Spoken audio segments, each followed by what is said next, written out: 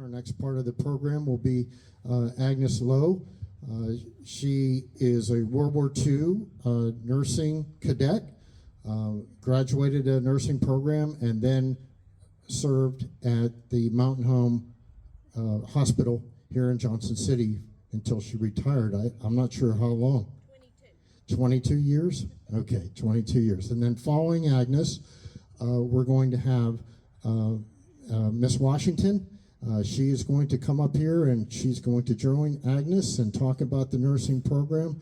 And I think it would be a really good opportunity to ask questions of these two young ladies. I know Agnes is 99. And you're both 99 as well, Miss Washington? She'll be a centenarian first. Wow, okay. When will you turn 100? Christmas Day. Wow. So God bless you. God bless you.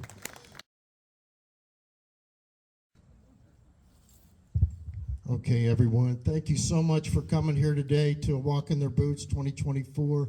And we are blessed and honored to have two World War II era. It's hard to call them not veterans because they serve with honor, pride, dedication, and duty in World War II. And they did not wear the uniform of the Navy, the Army, the Coast Guard Spars, or the Marine Corps, but they have been working on for the last several years to get recognition by the federal government, and I have promised to help them achieve that before too long. We got to get some people elected first, right? So. Once again, I thank you, everybody, for coming here to A Walk in Their Boots 2024.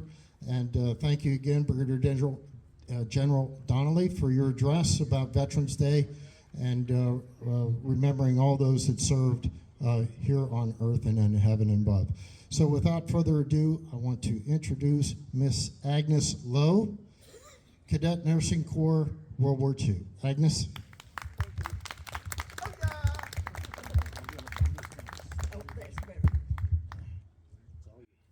Hello everyone, this is my second Walk in the Boots program. I was able to attend one in 2017, I think it were 18, at Sycamore Shoals and State Park in Elizabeth.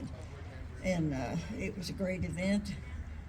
My name is Agnes Ratcliffe Lowe. I was born on a farm in Cobb County, Tennessee. We had to walk a mile to catch the bus to get to school. It was a beautiful place after you got down in that area. My first experience at nursing was a cousin who lived with us got typhoid. We had a creek that ran through the farm. It was called Clear Creek, but the clearness did not keep the germs out of it, however. He had typhoid and they sent for our old country doctor, and he came to the house. He made a house call and said that my cousin had typhoid. So I sat by his bed for about 3 days trying to bathe his face and try to get him to drink something, water or something to get his temperature down. I guess Mother did it at night, but I did it all day for about 3 or 4 days. And he got well, thankfully. No one else got typhoid, which was a blessing. And my next experience my father got sick, and my sister, about 10 years older than I am, was an RN. She had gone to the same hospital for her nursing training that I went to. And she came home, she was doing public health nursing, and she came home to take care of my father, and I watched her care for him, and that made me want to be a nurse. So he did die, though, unfortunately. I was 12 years old. Of course, I went on through, graduated from high school.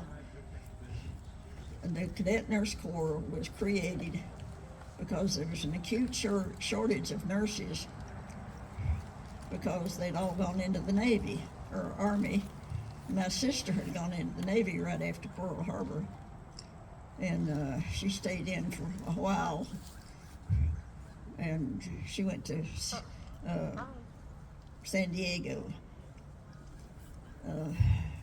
So when I got out of high school, I decided I was going to be a nurse, and I went ahead and registered to go into nursing school.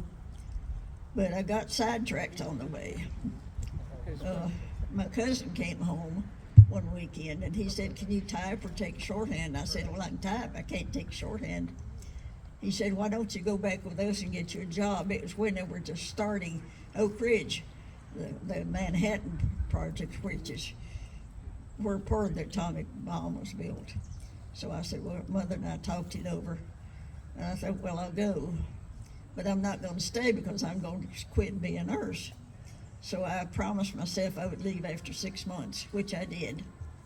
So I did go to Oak Ridge, worked, bought myself some new clothes, because farm work was, we never did go hungry, but money was pretty scarce.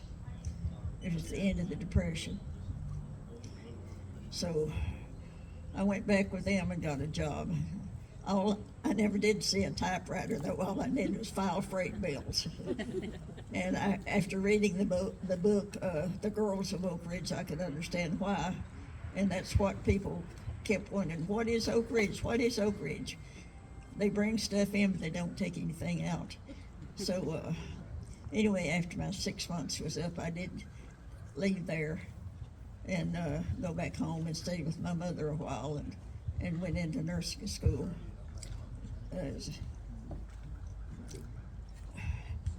Our early days in nursing school was pretty rigid. We had instructors, and one of them did we had two actually. One taught the classes. We had to learn all the bones of the body, all the systems of the body. Just lots of things I can't remember it all now. That was in 1944. And we had the other instructor would teach us things and then take us out on the floor to practice what we'd been taught. So we had a dress uniform, which was a beautiful gray wool. And there's some pictures I have here somewhere of me with my cap on. And there's the summer uniform was gray and white striped with a hat that just tipped out the front. And there's a picture there of me in my mother's front yard. And to prove I lived on a farm, there's a cornfield right beside it in the front yard.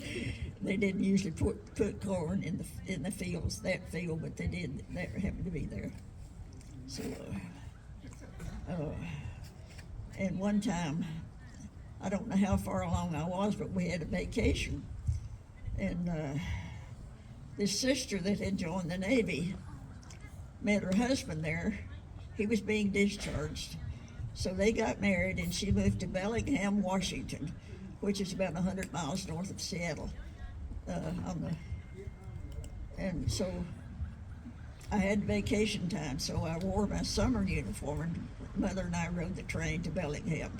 I don't know how many days it took us, but I thought, well, I'm going to wear that uniform, and it did. People wanted to know what kind of uniform it was, because many people never heard of the U.S. Cadet Nurse Corps. But anyway, there was a lot of, the train was full of service people, but that was to be expected. It was in 45, I guess it was. We had a choice of our last 6 months of training was called our senior cadet period, and we could opt to go to an Army, Navy, or Veterans Hospital. And for some reason I picked veterans, no particular reason. So when my 6 months period time came, they sent me up to a Mountain Home VA hospital here locally. And there was 30 of us. They came from, there was 15 states represented. And some of them met their husbands here and came back. There's a picture there of all the cadets. It was taken in front of the hospital before we left. And we worked wherever they told us to work. I was on a long-term care facility, and we had a lot of veterans, of course. And later I went back out there and worked 22 years at the VA hospital, and not all at the same time. Raised a family, had 2 children, and my husband was in the Navy, and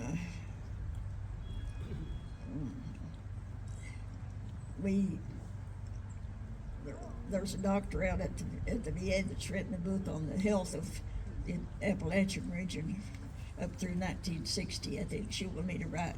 She didn't want to leave the Cadet Nurse Corps out of it, so I wrote up a program for that. And I think it's about ready for publication. I'll be anxious to see what it turned out to be.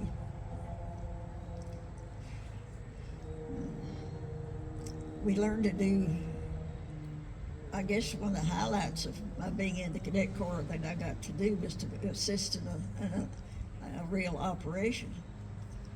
It was not a very complicated one, or I wouldn't have. We had to learn all the names of all the instruments that were used in surgery. We had to learn all the systems in the body and what they were supposed to do.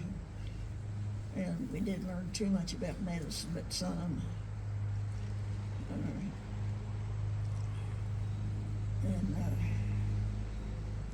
When I first got in an assisted living, I didn't want the Cadet Nurse Corps to be forgotten. So I called the newspaper and asked them if they would write an article about it. Well, they wrote one about that long. And later, though, we got another one written. But as I said, we've been trying for all these years to get veteran status. We're the only group that wore a uniform in World War II that have not been granted veteran status. And it's not for lack of trying. I've written letters and called congressmen, and one of them said, well, we're just not going to support it. There was a bill in 2022, there was a bill on the NDAA, which is the National Defense Action. At the end of the year, our bill was on that, and we thought sure it'd get passed that time. But you know what happened? 5 of the Republican congressmen, and I'm not condemning any party, took it off the bill. They said it was dead. I thought, well, nothing's dead as far as I know until it quits breathing. So anyway, we've sort of given up trying to get veteran status, although there's very few of us left. Margaret and I know one girl in Johnson City that was in it, and they found another one at one of the other assisted livings. It's sort of coincidental that Margaret and I know each other. I had to move from the assisted living I was in, and they brought her into the room while I was doing the interview to go to this particular one. And they said, bring that 96 or 7-year-old lady in, 99 maybe at that time. Anyway, she said, I was in the Cadet Nurse Corps. I said, well, so was I. So we've been friends ever since. But that interview was interesting. yeah, and during Nurses Week last year, the facility there had a celebration for us. They called WCYB and WJHL TV stations and interviewed us separately. And we were on TV, and I think that got on the internet probably because I had a cousin in Knoxville that said she saw it. So I guess, but I have really tried to get veteran status, but I enjoyed thoroughly being a nurse. It's just one of those things I wanted to do. And in 1944, President Truman, by executive order, made the veterans, the Cadet Nurse Corps, and the Health Department part of the actual military program. So that in itself, to me, should have been enough to give us veteran status, but a lot of people don't seem to remember that. And the veterans, the Cadet Nurse Corps was in service from 43 until 48, when it was phased out because that was the end of the war. But if you were in the program, you were allowed to complete it. So, and it was all free.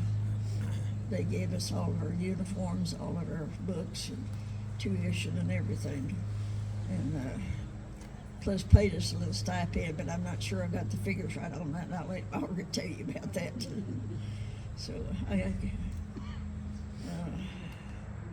that's just sort of a wide summary of what the Cadet Nurse Corps. We did learn to be, and we had to take a state board examination to pass to be an RN. And I enjoyed it thoroughly, and I'm not sorry I did it. So I guess that's about all I've got.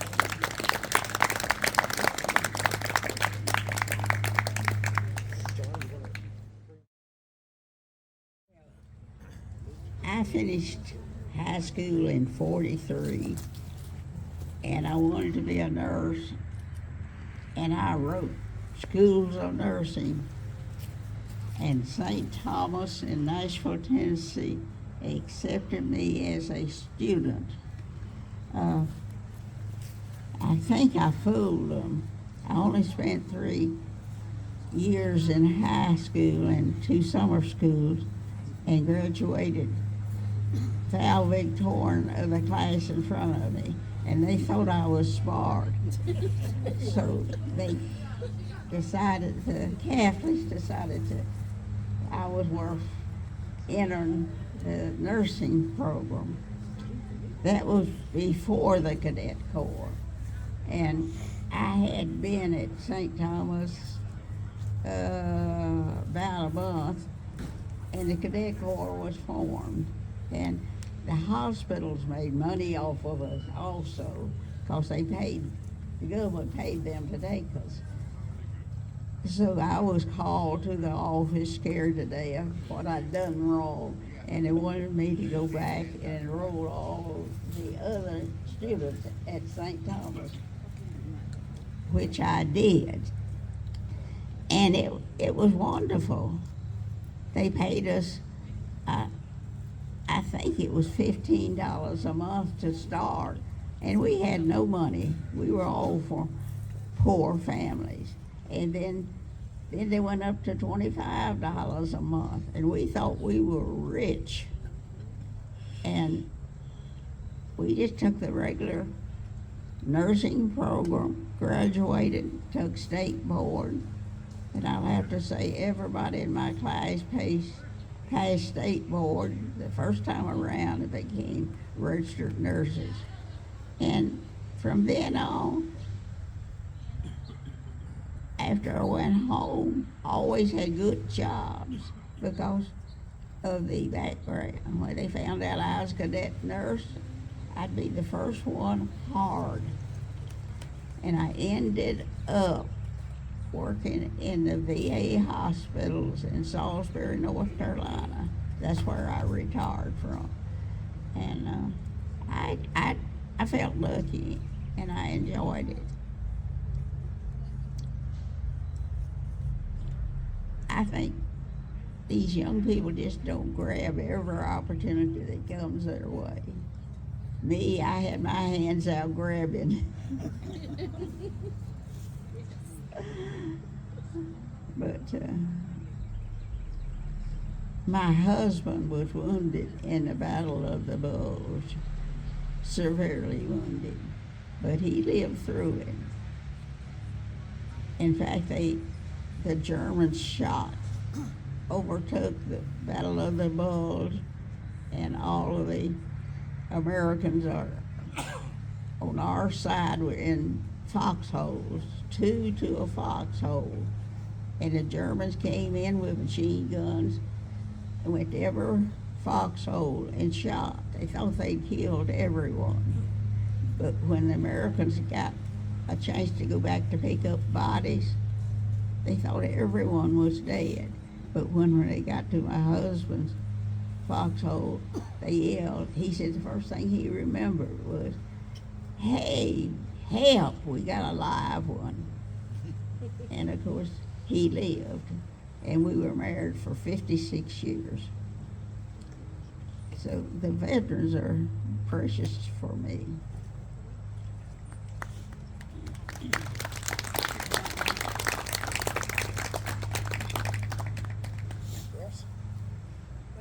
go ahead up to the microphone and so everybody can hear you. Which one? Just one of theirs? Either one. Okay. She won't bite.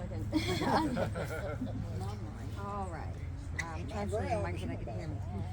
All right. I was gonna ask if, when you all joined initially, were you pressured into going into just the Cadet Nurse Corps, or did they press you to do more of the Army Nurse Corps stuff? No, I was not, because that's what I wanted to do. Mhm. And they had advertisements all over by radio and pictures. No, I wasn't pressured. In fact, I had to go down and tell them that I wanted to come. and they went around to different hospitals to ask them if they would accept cadet nurses. Some hospitals did not qualify. They had to have certain qualifications, so no, I wasn't pressured at all. All right. Well, I just feel like when people think about, like Army nurses, they see that very classic uniform, and I feel like people, even back then, kind of turned a blind eye to the cadet nurses anyway. So I wasn't sure if they were like, oh, instead of cadet nurse, maybe this, But I think they needed them, and they were like this Well, too. It wasn't as overlooked, which is surprising that it's as overlooked as it is now. Some of the hospitals would have had to close if we hadn't been there. Wow. We were credited with doing 80% of the nursing done on the home front. Wow. And so I had a sister that I said was a nurse. She was ahead of me. And I had one brother that had joined the Army Air Force before Pearl Harbor. He was a tail gunner and a photographer. Wow. And he got a real good picture of the second atomic bomb. He didn't know what it was, but he took the picture of it. And he wouldn't talk about his service after he got back home. He just wouldn't talk about it. But he wrote his own obituary, and he lived to be, I don't know, quite old. And came back and started working on the farm. And we finally got electricity when I was in high school. The TVA came in. I mean, if it hadn't been for TV, we wouldn't have gotten it. But we made out okay. We studied with kerosene lamps, and we had what they called an Aladdin lamp, which had a little different kind of a mantle that you put on it that made a whiter light. We had one of those that was wall hanging and one on the table. But we did okay, though. I think I veered from your question. That's quite all right. Well, I remember it was one of you all, I think it was you, saying that you went to one in 217, 218. And you might not remember me, but I'm pretty sure that was one of the first ones that I had done. And we were signing like a petition to have you all be recognized. Oh, yeah.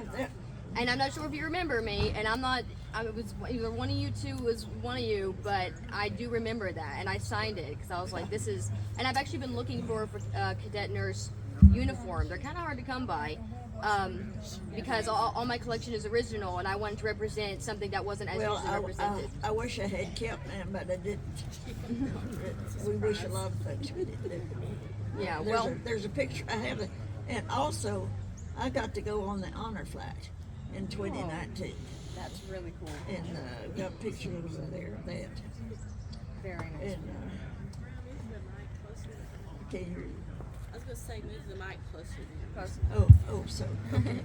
Sorry. I'm not used to this. Well, no, I just always wanted to be a nurse, and I grew up, like I say, I grew up on a farm, and we were poor as we never went hungry because we grew everything that we needed. And my father would take the wagon and drive to Newport, which is the closest town, and get things that we needed, like sugar and flour. But no, we had a mill in Parrotsville. It's actually my hometown. People never heard of it. It's down below Greenville, just a small area. It did have a post office though. And She's got a question. I'm gonna get to you, Mike. Where were you on December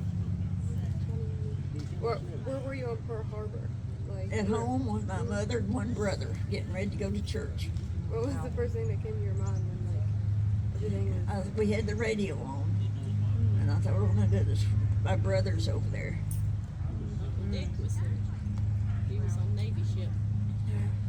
Wow. That was not personal. How about you, Margaret? Where were you on Pearl Harbor Day, Mom? When Pearl Harbor happened, where were you?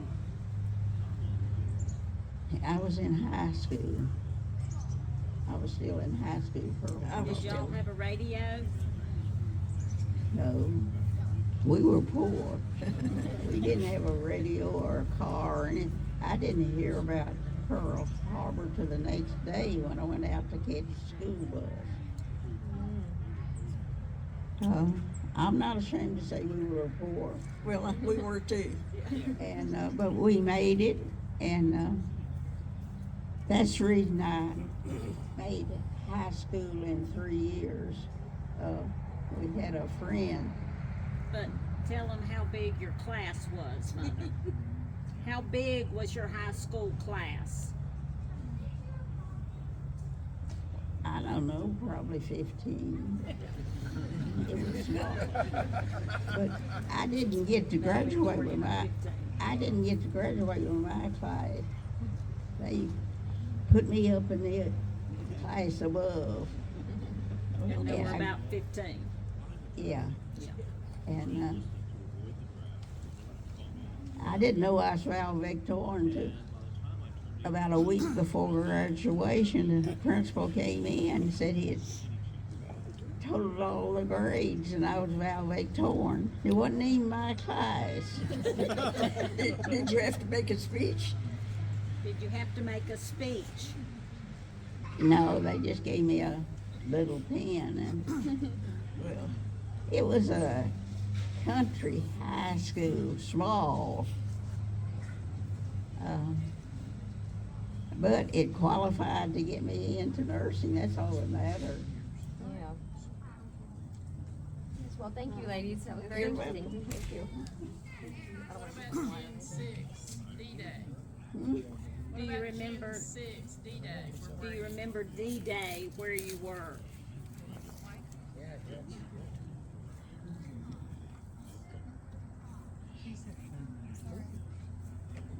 Probably at home. I don't know. Well, wouldn't you have been in nurses school then? No. no, that was later. Oh, that was later. Yeah, they ended the war in the fall, and I graduated from nursing in May. May the 10th was my graduation. Do you remember D-Day, Agnes? Where you were? No, I don't. I just know that the attorney general at the time said the Cadet Nurse Corps was as important to the health industry as the Marines were to D-Day. And I thought, well, looks like we did a pretty good job. But that hasn't seemed to matter, though, about getting veteran status. But they gave us uniforms, started out at paying us $15 a month. We thought we were rich. We ended up at graduation about $40 a month, 40 something. I don't remember exact. But they gave us, of course, the hospitals gave us our white uniforms and caps. But the Cadet Corps gave us a winter uniform and a summer uniform. And at 18 years old, if you wanted to ride a bus or train, guess who got on first? Because it was supposed to be soldiers, but when we put on that uniform, we were the first one on transportation. Well, I was a teenager. I might as well say I enjoyed that uniform. It was a beautiful uniform. Both of them were. Like I say, I wish I'd have kept it. Yeah, I do too, but my mother's home burnt down and I lost everything. But what an 18-year-old girl wouldn't enjoy all that attention? If you were a female and you was 18, sure, you enjoyed all that attention. Where were you and what were you doing when the war was over?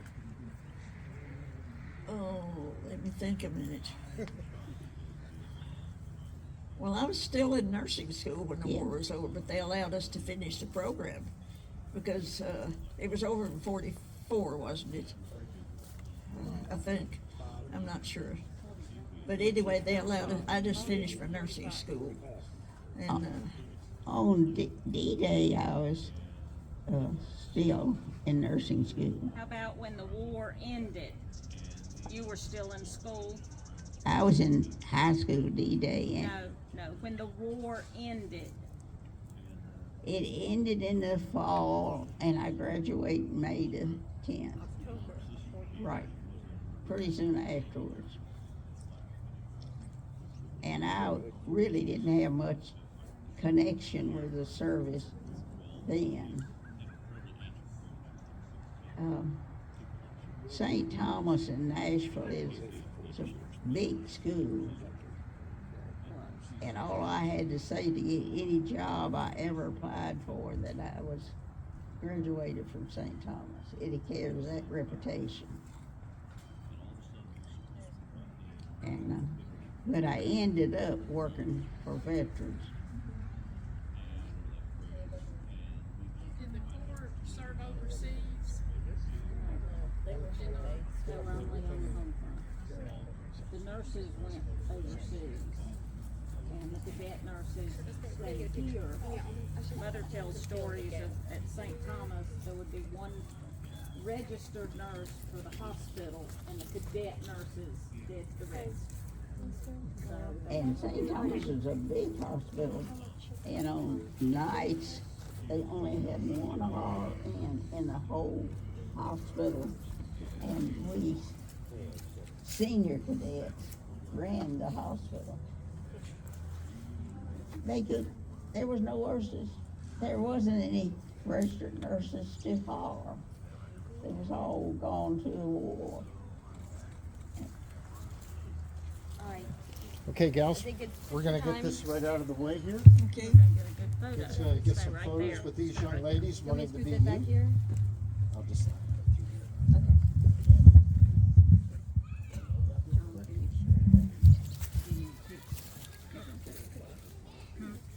Thank you.